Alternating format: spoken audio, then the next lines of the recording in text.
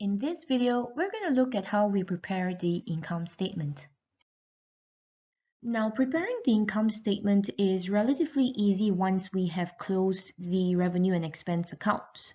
Because when we were closing the accounts, what we would have done is to calculate the net amount for each revenue and expense account. Now, the next step when we're preparing the income statement is to basically report this net amount in the income statement using the correct classifications. This is the format that we'll be using to prepare the income statement. We need to take note of the headings, the accounts classified under each heading, and the calculation of the subtotals and totals. First, we're going to start with revenue. And under revenue, we report only revenue relating to the sales of inventory, which includes sales revenue and sales returns.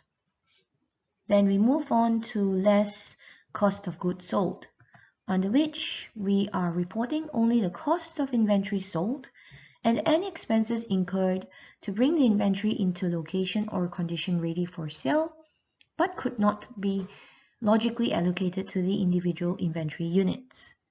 So what we can see here is that we have cost of sales, which is the cost prices of the inventory sold. And we also have cartage in, which is the expense that has been incurred to bring the inventory into location ready for sale, but could not be logically allocated to the individual inventory units. In other words, it is reported here as a period cost. The next heading that we've got here is the gross profit, which is basically a calculation that we need to do to take the revenue less cost of goods sold. So let's have a look at this. Firstly, under revenue, we have got sales revenue of $35,000 and sales returns of $1,000. To calculate the net sales, we need to take the sales revenue of $35,000 minus the sales returns of $1,000, and this gives us a net sale of $34,000. Under the cost of goods sold, we have cost of sales $21,000 and cartage in expense, which is $600. Therefore, the total cost of goods sold would be $21,600. To calculate the gross profit, we simply need to take the net sales minus the cost of goods sold, and this will give us a gross profit of $12,400. Once we have calculated our gross profit, which in this case here is $12,400, we need to report for any inventory adjustments, which includes things like inventory losses, inventory gains, and inventory write-downs. In this example here, we have inventory gain of $200, and because inventory gains will add to our profit, therefore we are writing here add inventory gain. Next, we also have inventory write-down, and because inventory write-down reduces the profit, we write here less inventory write-down. The amount is $350.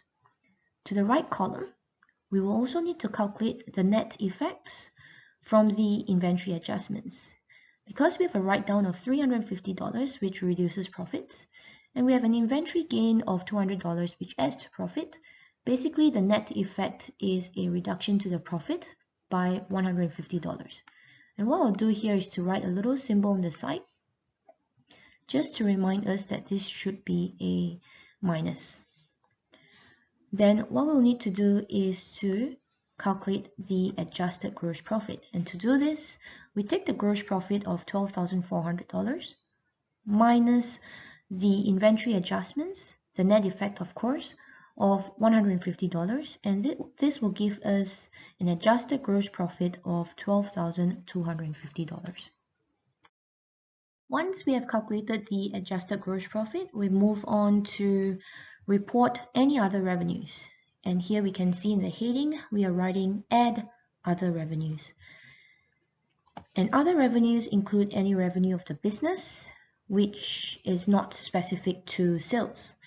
This would include examples such as discount revenue and interest revenue. In this example here, we only have one other revenue, which is discount revenue of $500. And because there's only one item, we are reporting it in the right-hand side column directly. What we'll need to do next is to calculate the updated profit calculation. In other words, what we'll need to do is to take the adjusted gross profit of $12,250, add any other revenues to give us an updated profit calculation of $12,750 in this case. Lastly, we are reporting other expenses. And because other expenses reduce profits, we therefore write the heading as less other expenses. And other expenses are basically any other expenses of the business not specific to the product cost of the inventory or costs relating to the purchasing of inventory. So here are some examples given to you.